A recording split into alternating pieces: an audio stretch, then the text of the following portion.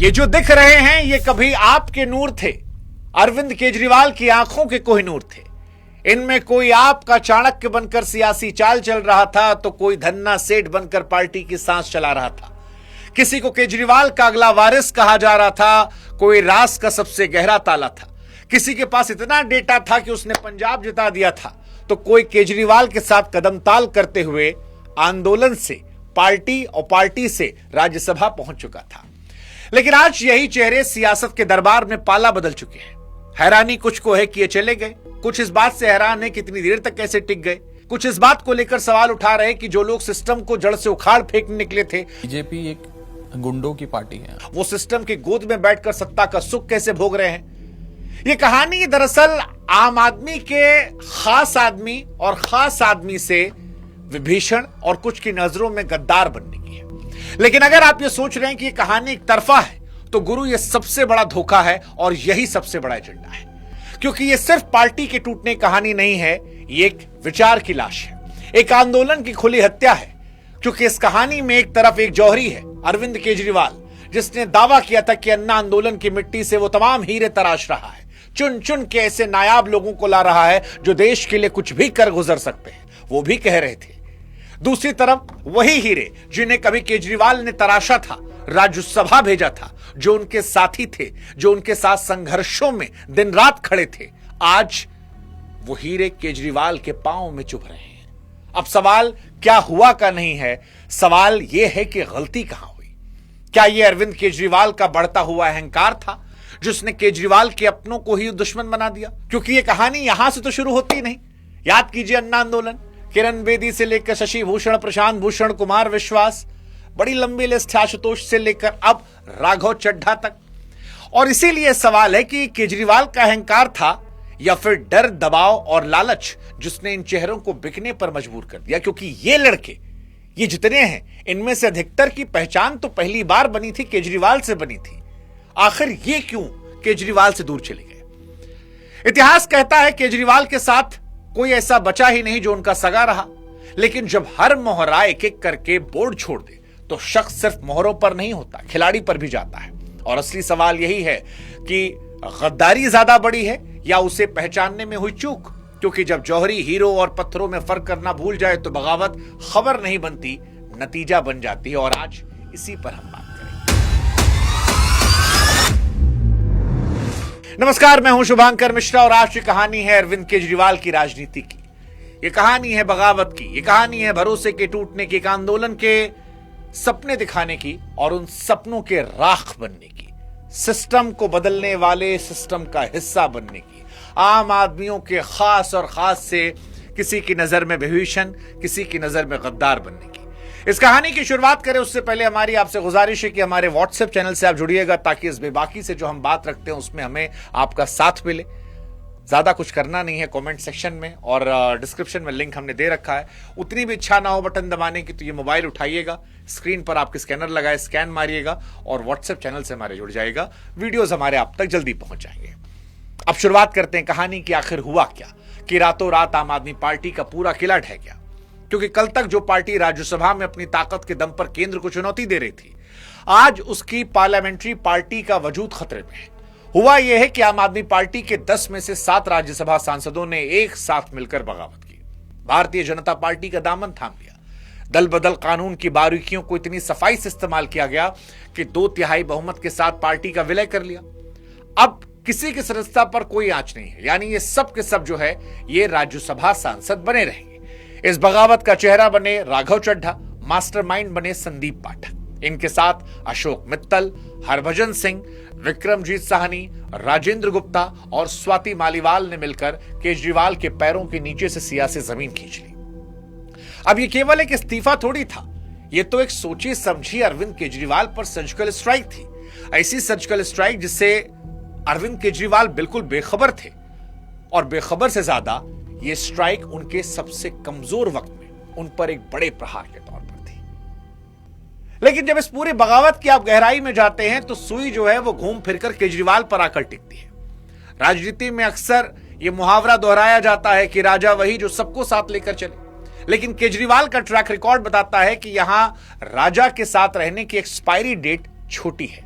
प्रशांत भूषण, योगेंद्र यादव, कुमार विश्वास, राघव चड्ढा से लेकर संदीप पाठक तक। यह लिस्ट चीख चीख कर गवाही दे रही है।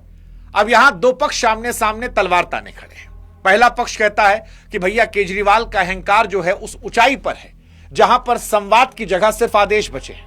मान लो तो टिके हो, नहीं मान रहे हो तो साइडलाइन कर दिए जाओगे। हर बढ़ता हुआ कद केजरीवाल को अपनी कुर्सी के लिए खतरा लगने लगता है। हमारे ही पॉडकास्ट में कुमार विश्वास ने कहा था कि वो एक नया लड़का हीरोइन से शादी कर लिया है, आजकल वायरल रहता है, परिणीति के चक्कर में है, लेकिन उसकी राजनीति खतरे में है क्योंकि केजरीवाल का नंबर 2 बन रहा है और नंबर 2 केजरीवाल को पसंद नहीं। अब सवाल कि क्या यह नेतृत्व की वो तानाशाही है जिसने वफादारों के हाथ में बगावत का झंडा फहराया? हालांकि एक दूसरा पक्ष भी है, वो भी उतना ही तीखा सवाल पूछता है। वो कहता है कि यह सिर्फ तानाशाही का रोना है या फिर सीबीआई और ईडी की फाइलों का खौफ, क्योंकि केजरीवाल के साथ जितने नेता थे वो जेल गए और जो जेल नहीं गए वो विदेश चले गए आंख का इलाज करवाने। क्या वो ईडी, वो सीबीआई, वो फाइल उनका डर है कि नेताओं ने पाला बदल लिया? क्या निजी महत्वाकांक्षा को पूरा करने के लिए इन लोगों ने उस आदमी के साथ विश्वासघात उसके सबसे कमजोर समय में किया जिसने इन लोगों को राजनीति का कहरा पढ़ाया था? क्योंकि आए तो थे ये क्रांतिकारी बनकर, लेकिन अब बीजेपी के दरबार में गए हैं दरबारी बनकर। जनता भी देख रही है कैसे एक आंदोलन के नाम पर बनाई गई पार्टी अब एक प्राइवेट लिमिटेड कंपनी है जहां वफादारी की शर्त केजरीवाल जी की जी हुजूरी है। लेकिन सवाल आज केजरीवाल और उस जौहरी पर है जिसने हीरा परखने में नहीं बल्कि सहेजने और उन पर भरोसा करने में गलती कर दी। क्योंकि हीरे तो थे ये, तभी सबने नाम कमाया। स्वाति मालीवाल ने नाम कमाया, राघव चड्ढा ने नाम कमाया, लेकिन हीरों का जौहरी आज अकेला खड़ा है और वो अपने किले के मजबूत स्तंभों को एक एक कर उखड़ता हुआ देख रहा है। और उसकी शुरुआत की जो बड़ी कहानी है वो राघव चड्ढा से शुरू होती है। राघव चड्ढा आम आदमी पार्टी के वो पोस्टर बॉय जिन्हें देखकर कभी लगता था कि राजनीति में कॉर्पोरेट क्लास और विजन हो सकता है। अन्ना आंदोलन के समय से राघव चड्ढा केजरीवाल की परछाई थे, उनके सबसे बड़े सिपहसालार थे। सोशल मीडिया पर तो कई बार केजरीवाल के परिवार का हिस्सा बनने की कहानी भी वायरल हो जाया करती थी। राघव चड्ढा का पंजाब में रसूख ऐसा था कि वहां उन्हें सुपर सीएम कहा जाता था। उसी दौरान रहते उनकी मुलाकात परिणीति से हुई थी और अब देखिए परिणीति के जरिए वो और फेमस हुए। अब राजनीति में केजरीवाल नहीं रहेंगे उनके साथ। चर्चा यहां तक रही कि पंजाब कैबिनेट के फैसलों से लेकर ब्यूरोक्रेसी की नियुक्ति तक एक जमाना था जब सब कुछ राघव फिल्टर से होकर गुजरता था। पंजाब में उनके इसी दबदबे, कैश फॉर कैबिनेट जैसे आरोपों ने विरोधियों को हमला करने का मौका दिया। लेकिन आज हकीकत यह है कि जो राघव कल तक बीजेपी को अनपढ़ों और अपराधियों की पार्टी कहते थे, आज मोदी जी के नेतृत्व में देश का भविष्य तलाश रहे हैं। राजनीति भी कमाल की चीज है। हमको हमेशा शेर याद आता है कि सियासत इस कदर आवाम पर एहसान करती है, पहले आंखें छीनती है फिर चश्मा दान करती है। अब एक पक्ष कह रहा है कि भैया राघव क्या करते, पार्टी के अंदर अनदेखी हो रही थी, आतिशी को बढ़ा दिया गया था, उनकी सेल्फ रिस्पेक्ट को लेकर जगह नहीं बची थी, जो मसले वो उठा रहे थे पार्टी उन्हें समझ नहीं रही थी। इसलिए राघव चड्ढा और उनके मित्र संदीप पाठक ने आंतरिक तानाशाही और पार्टी के आदर्शों के खत्म होने का हवाला देकर पाला बदल लिया। लेकिन दूसरा पक्ष ये पूछता है कि भैया जब पार्टी का मुखिया जेल में था तब तुम लंदन भाग गए थे, आंखों का इलाज करा रहे थे। ये इलाज था या फिर जांच एजेंसियों से बचने का सेफ एग्जिट? और बीजेपी में जाना वॉशिंग मशीन में धुलना है, विचारधारा का हृदय परिवर्तन है, या जरूरत से ज्यादा राजनीतिक महत्वाकांक्षाओं और ईडी सीबीआई से बचने के चक्कर में तुम ये कदम उठा ले गए? ये सवाल का फैसला हम जनता पर छोड़ देते हैं, क्योंकि सियासत में आखिरी फैसला तो जनता करती है। स्वीकार अस्वीकार करना जनता के हित में है। संदीप पाठक का भी जिक्र करना जरूरी है। संदीप पाठक का नाम लोग कम जानते हैं, लेकिन संदीप पाठक को आप आम आदमी पार्टी का एक चाणक्य कह सकते हैं। हाँ, संदीप पाठक कहानी इस स्क्रिप्ट का सबसे रणनीतिक हिस्सा है। संदीप पाठक जो नहीं जानते बता दें, आम आदमी पार्टी में केजरीवाल के एक जमाने में सबसे लाडले थे। ये वो शख्स थे जिन्होंने बिना शोर शराबे के पंजाब और गुजरात में झाड़ू का झंडा गाड़ा था। आईआईटी के पूर्व प्रोफेसर हैं, डेटा के जादूगर हैं। संदीप पाठक को केजरीवाल ने अपना चाणक्य बनाया था। वो संगठन की रग-रग पहचानते थे। वो जो एक कैंपेन चला था कि अगर आप चाहते हैं आपके पसंद का मुख्यमंत्री बने तो फोन लगाइए, वो कॉन्सेप्ट इन्हीं का था। आपने तो फोन लगाया पंजाब में, भगवंत मान को चुन लिया, लेकिन उस फोन के जरिए सारा डेटा निकाला गया, किसकी रैली कहां लगवानी, क्या जुगाड़ करना है। वो डेटा का जो खेल चुनाव में होता है उसके ये मास्टरमाइंड थे।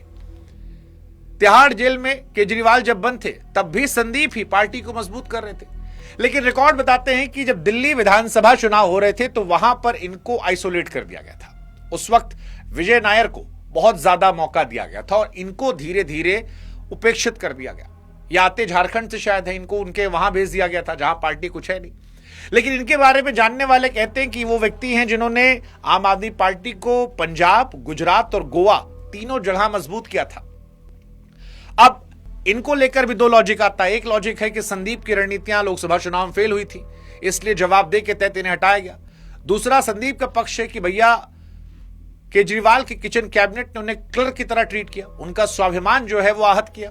एक प्रोफेसर का ईगो सालों की वफादारी पर शायद भारी पड़ गया और इसीलिए केजरीवाल से ये दूर चले गए। हालांकि संदीप से बीजेपी बहुत कुछ उम्मीद कर रही होगी, क्योंकि जब अपने ही चाणक्य दूसरे के पक्ष में चले जाए, दूसरे कैंप में जाकर अपने घर की लंका लगाए, तो फिर सवाल तो उठेगा कि लंका में आग लगेगी। क्या विभीषण बताएंगे कि रावण की नाभि में तीर मारना है?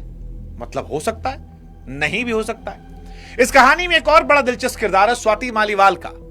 स्वाति मालीवाल का मामला इस बगावत का सबसे इमोशनल और तीखा मोड़ है। स्वाति मालीवाल वो चेहरा है जिन्होंने सालों तक आपकी महिला शक्ति को रिप्रेजेंट किया, लेकिन 13 मई 2024 को जब स्वाति के साथ मुख्यमंत्री आवास के अंदर कथित तौर पर बदसलूकी हुई तो वहां से स्वाति अलग हो गई। एक पक्ष कहता है कि स्वाति के साथ उस आवास के अंदर जो बदसलूकी हुई उस पर केजरीवाल की खामोशी सत्ता के नशे और तानाशाही का सबसे क्रूर चेहरा है। एक महिला के साथ ऐसा हुआ, वो महिला जो आम आदमी पार्टी की राज्यसभा सांसद है, वो महिला जो महिला आयोग की अध्यक्ष रही, जो दिल्ली की सड़कों पर निकलकर लड़ती थी।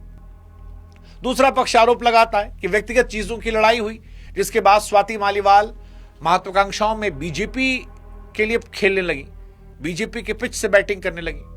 स्वाति ने अब कहा है कि केजरीवाल ने सारे सिद्धांत छोड़ दिए जिसके बुनियाद पर स्थापना हुई थी। स्वाति का तर्क है कि जिस घर में महिला सांसद सुरक्षित ना हो वहां आम औरत क्या। यहां भी सवाल उस जौहरी पर है जिसने अपने राजनीतिक साख बचाने के लिए अपने पार्टी की, अपनी पुरानी दोस्त को छोड़ दिया था और अब वो ईंट से ईंट बजा रही है। उन्होंने बजाया भी था लोकसभा चुनाव में भी जबरदस्त तरीके से। हालांकि इन सब के बीच में दो कहानी और बड़ी दिलचस्प है, छोटी छोटी। कोठी नंबर 50 और पंजाब का एंगल। दरअसल चंडीगढ़ की कोठी नंबर 50 की कहानी इस बगावत की असली पावर स्ट्रगल और अंदरूनी सड़न को समझाती है। यह कोठी मुख्यमंत्री के नाम पर अलॉट थी, लेकिन यहां पर राघव चड्ढा का कब्जा था।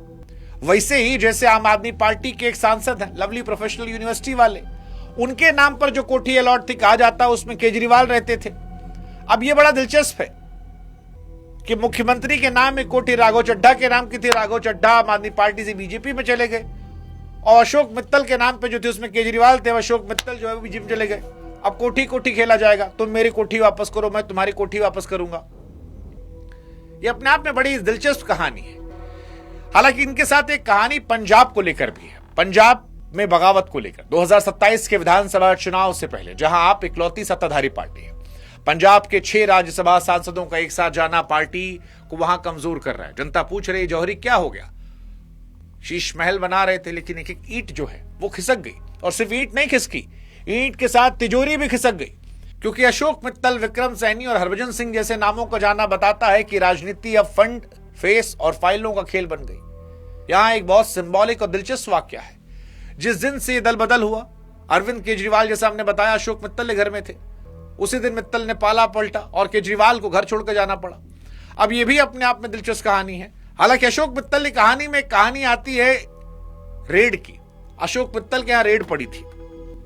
इस वाली कहानी को काफी लोग जोड़ रहे हैं कि भैया मोहब्बत से आ जाओ, महत्वाकांक्षा से आ जाओ, नहीं तो डरा के भी लाना हम जानते हैं।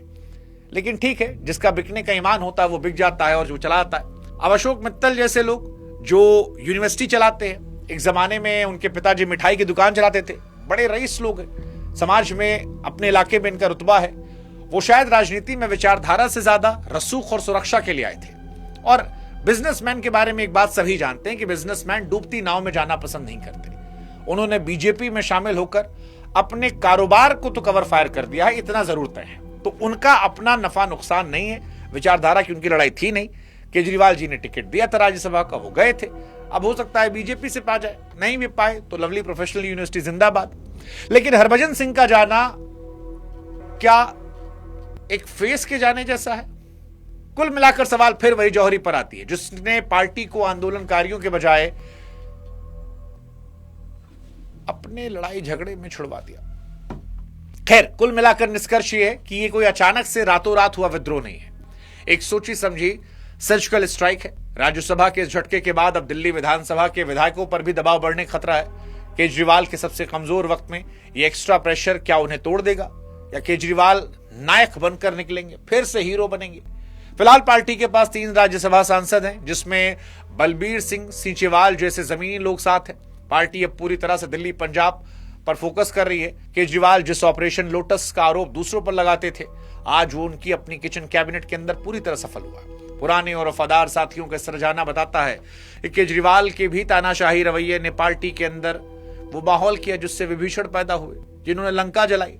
लेकिन अब सवाल अभी भी वही है कि ये विभीषण वाला काम था, गद्दारी वाला काम था। ये गद्दारी ज्यादा बड़ी है या पहचानने में चूक? क्योंकि जब जौहरी ही हीरो पत्थरों में फर्क करना भूल जाए तो बगावत खबर नहीं, पार्टी तोड़ने का नतीजा बन जाती है। हालांकि ये पार्टी तोड़ने ज्यादा जनता के भरोसा तोड़ने का असर है, क्योंकि केजरीवाल उम्मीद लेकर आए थे, अन्ना आंदोलन उम्मीद लेकर आया था। दशकों बाद एक ऐसा आंदोलन आया था जिससे देश की जनता को उम्मीद हुई थी। हम जैसे कितने मासूम थे जिन्होंने सोचा था कि ये नए दौर के गांधी हैं, लेकिन फिर वही निकला कि सियासत में जो दिखता है उसके पीछे होता है, जो कहा जाता है उसके अलावा कुछ होता है। और सियासत में कोई किसी का सगा नहीं होता, कब कहां क्या हो पता नहीं। सियासत में सिर्फ एक चीज होता है, वो होता है नफा नुकसान। केजरीवाल को कभी सियासत में आना नहीं था, वो आए, उनके बारे में कहा था तानाशाह बने। केजरीवाल ने जिनको सिखाया उन्होंने केजरीवाल के साथ कांड कर दिया। यही सियासत है। इसीलिए शायद हमें लगता है कि सियासत सबके बस की बात नहीं है। सियासत के इस दलदल में, इस कीचड़ में फिलहाल कमल जो है वो थोड़ा और बड़ा होकर खिला है। बाकी आप बताओ, इस घटना को आप कैसे देखते हो? इसमें आपको कौन विभीषण लगता है, किसका गलती लगता है? कमेंट सेक्शन आपका इंतजार कर रहा है। और जाते जाते बता दूं क्या होगा आपका, कमेंट सेक्शन में